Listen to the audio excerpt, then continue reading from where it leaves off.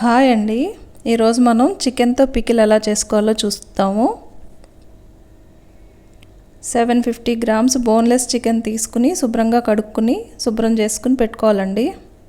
దానిలో కొంచెం ఉప్పు, కొంచెం పసుపు, కొంచెం కారం వేసుకోవాలి.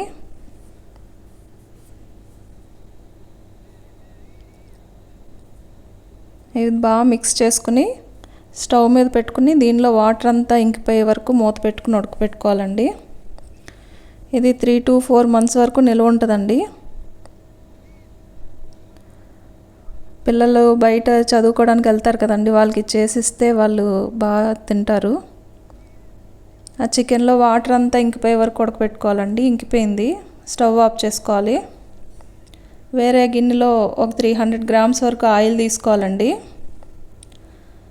దానిలో చికెన్ పీసెస్ వేసి బాగా ఫ్రై చేసుకోవాలి.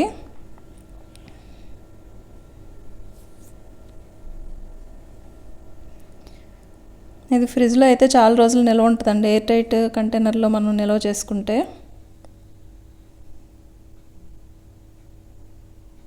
నాన్ వెజ్ ఇష్టపడే వాళ్ళు కూడా బాగా తింటారు. గోల్డ్ కలర్ వచ్చిందండి. ఇప్పుడు వేరే ఒక గిన్నెలోకి తీసేసుకుందాం.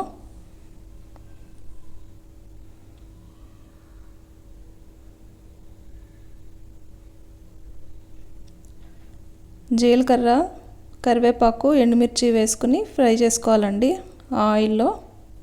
ఇది ఫ్రై అయిన తర్వాత 3 స్పూన్లు అల్లం వెల్లుల్లి పేస్ట్ వేసుకోవాలి.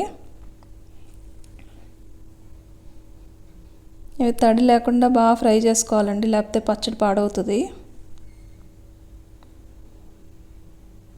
బాగా ఫ్రై అయిందండి. దీంట్లో 2 టేబుల్ స్పూన్ల ధనియాల పొడి,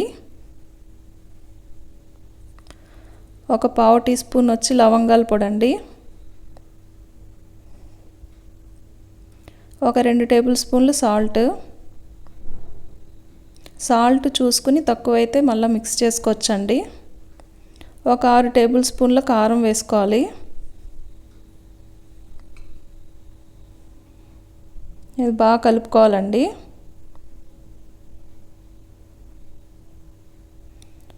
ఒక స్పూన్ జీలకర్ర పొడి, ఒక 2 స్పూన్లు వచ్చి గసగసాల పొడి అండి,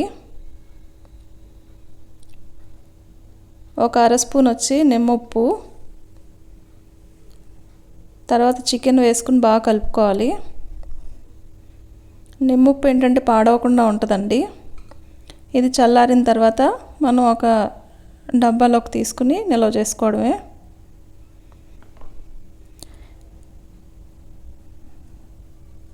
వీడియో నచ్చితే లైక్ చేయండి, షేర్ చేయండి, అలాగే సబ్స్క్రైబ్ చేసుకోండి. థ్యాంక్ యూ అండి.